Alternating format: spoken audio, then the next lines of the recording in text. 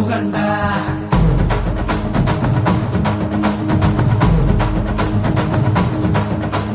சிவன் மகண்டா பொன் மகன் எவண்டா ரட்சிப்பது ஆறு முகண்டா அறுத்தவண்டா சூரன் உடல் இரண்டா பொங்கும் மலை சங்க தலை பதம் கொடுண்டா மதம் இரண்டா பச்சை மயில் வருண்டா சுத்தும் வினை கொத்தி துணை அது தருண்டா